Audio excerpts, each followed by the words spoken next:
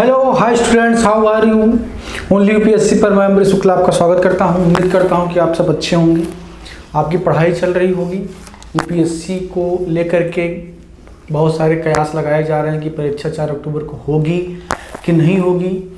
तो आप अपना समय उसमें ज़ाया ना करें, क्योंकि वो कोर्ट का काम है, आयोग का काम है, सरकार का काम है, वो अपना काम करेंगे।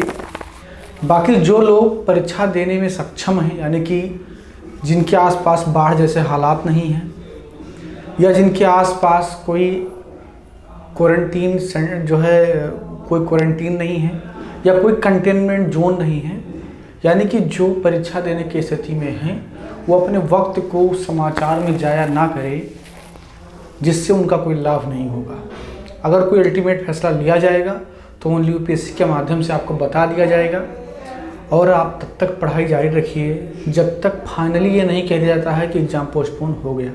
ठीक है, आइए क्लास शुरू करते हैं। इस क्लास में एक महत्वपूर्ण मुद्दे पर बात करेंगे, और ये मुद्दा है एक समुदाय से जुड़ा हुआ, ब्रू समुदाय।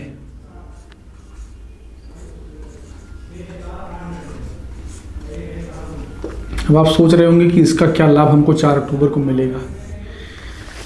देखिए, ब्रू समुदाय चर्चा का विषय था, न्यूज में था, और बीते 16 जनवरी 2020 को एक समझौता हुआ जिसे ब्रू शरणार्थी समझौता कहा जाता है। अब आप समझ गए होंगे कि चर्चा का विषय क्यों है। और जब कोई ऐसा मुद्दा जो कि बहुत बड़े पॉपुलेशन को प्रभावित करता है, साथ ही साथ भारत के किसी बड़े क्षेत्र को प्रभावित करता है, तो अपने आप ही यूपीएससी का फेवरेट टॉपिक बन जाता है और सवाल बनने की संभावना ज़्यादा हो जाती है। तो ब्रू शरणार्थी समस्या क्या है, ब्रू समुदाय कौन है, और ये सारी चीज़ें क्या हैं, इसको हम समझेंगे। ठीक है, आइए। तो ब्रू एक समुदाय है, और एक ऐसी समुदाय है, ये एक जनजाति समुदाय है। ये एक जनजाति समुदाय है, और जो इनका निवास क्षेत्र है, इसको थोड़ा आप गंभीरता से देखेंगे और याद कर लेंगे, क्योंकि इनके निवास क्षेत्र से सवाल हो सकता है पूछ लिया जाए, क्योंकि जो ब्रू शरणार्थी समझौता है वो निवास से ही संबंधित है। तो जो इनका निवास क्षेत्र है वो मिजोरम,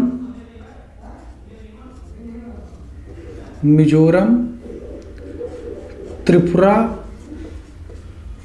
और असम,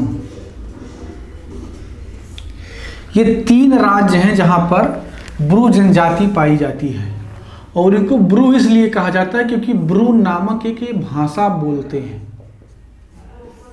ये जिस भाषा को बोलते हैं उसे ब्रू कहा जाता है, और इसीलिए ये ब्रू जनजाति कहे जाते हैं। इनको ब्रू जनजाति के रूप में वर्गीकृत किया जाता है। तो इनका जो निवास क्षेत्र है वो कहाँ है, मिजोरम, त्रिपुरा और असम में। ये एक जनजाति है। अब प्रॉब्लम क्या है, ब्रू शरणार्थी समझौता क्या है, क्यों समझौता हुआ, इसको थोड़ा समझ लीजिए। भारत के नॉर्थ ईस्ट में एक राज्य है मिजोरम, ठीक है, एक राज्य है मिजोरम। तो मिजोरम में सबसे ज़्यादा ब्रू जनजाति कहाँ रहती है, मिजोरम में, यानी कि मोस्ट ऑफ द ब्रू जो है कहाँ रहते हैं, मिजोरम में रहते हैं। ठीक है, तो मिजोरम के लोगों ने ब्रू जनजाति के लोगों को कहा कि ये मिजोरम के निवासी नहीं हैं और इनको मिजोरम छोड़ के चले जाना चाहिए, और अपनी सरकार से मांग किया कि इनको यहाँ से बाहर कर दिया जाए। ये मांग धीरे धीरे बढ़ती रही, ये 90s का मामला है। ये मांग बढ़ती रही धीरे धीरे, उस जो है उनको ब्रू जनजाति को हटाने के लिए बड़े व्यापक स्तर पर आंदोलन हुए। स्टूडेंट फेडरेशन ने, पॉलिटिकल विंग ने उस पर अपना राजनीति किया, और तत्पश्चात ब्रू जनजाति के लोगों में भी विद्रोह की भावना भड़की। उनमें से एक Bru National Democratic Front, Bru National democratic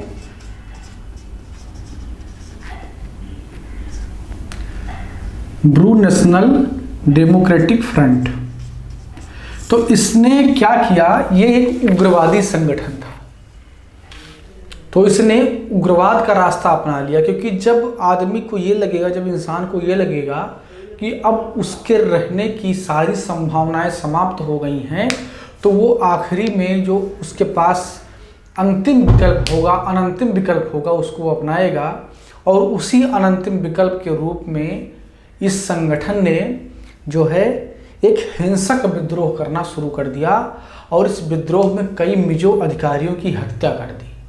उसके बाद से ये पूरा जो है बहुत ज़्यादा बढ़ गया, जो हिंसा थी वो बहुत ज़्यादा बढ़ गई। और जब हिंसा ज़्यादा बढ़ी तो मिजोरम के जो अन्य लोग थे उन्होंने इन ब्रू जनजातियों के ऊपर हमले करने शुरू कर दिए और एक जातीय हिंसा का रूप इसने ले लिया। अब जो मिजोरम का सीमा है वो त्रिपुरा से लगता है और त्रिपुरा में भी ब्रू जनजातियाँ रहती हैं। तो ये जो मिजोरम के ब्रू लोग थे ये बहुत भाग करके, यानी कि बहुत ज़्यादा संख्या में भाग करके त्रिपुरा में आकर के बस गए। ठीक है, यानी कि जब मिजोरम में जातीय हिंसा भड़की तो जान बचाने के लिए मिजोरम से भागे और त्रिपुरा आ गए और त्रिपुरा में आकर के लोग बस गए। अब आप सोचिए कि एक राज्य ने उनको भगा दिया, अब दूसरा क्यों लेगा? तो त्रिपुरा के लोगों ने भी अपोज करना क्या किया, शुरू कर दिया कि हमें नहीं चाहिए कोई बाहरी लोग, क्योंकि जब बाहरी लोग आते हैं तो आप ही के संसाधनों में उनका हिस्सा बढ़ता है, आप ही के लोगों के बीच में रहेंगे, उस वहीं की भूमि का इस्तेमाल करेंगे। तो जो वहाँ के त्रिपुरा के लोग थे उन्होंने भी ब्रू जनजाति का विरोध करना क्या किया, शुरू कर दिया। अब ऐसे में जो ब्रू लोग थे वो निराश्रय हो गए, यानी कि उनके पास अब आश्रय नहीं बचा। मिजोरम जो उनका मूल स्थान था वहाँ से भगाए गए, त्रिपुरा के लोग उन्हें स्वीकार नहीं कर रहे थे। तो अब ऐसी परिस्थिति में केंद्र सरकार की जिम्मेदारी थी कि वो समझौता कराए ताकि ब्रू जनजाति के लोग एक अच्छी जिंदगी जी पाएं और इनका फिर से पुनर्वास हो। तो इस क्रम में केंद्र सरकार ने किया क्या कि एक समझौते का ऑफर दिया और ये समझौता हुआ 16 जनवरी 2020 को। तो 16 जनवरी 2020 को एक चतुर्पक्षीय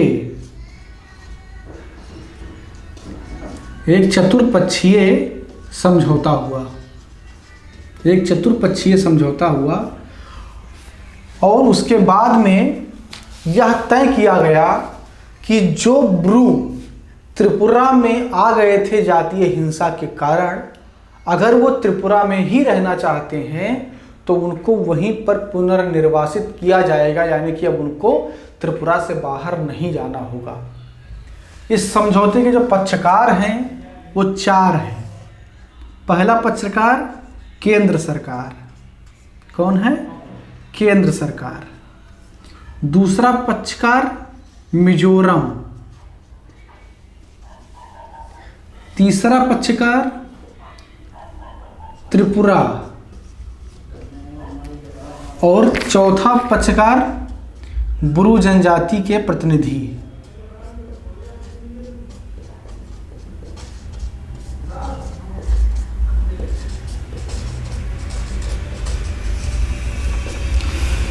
तो इसमें 4 पक्षकार हैं, केंद्र सरकार, मिजोरम सरकार, त्रिपुरा सरकार और ब्रू जनजाति के प्रतिनिधि।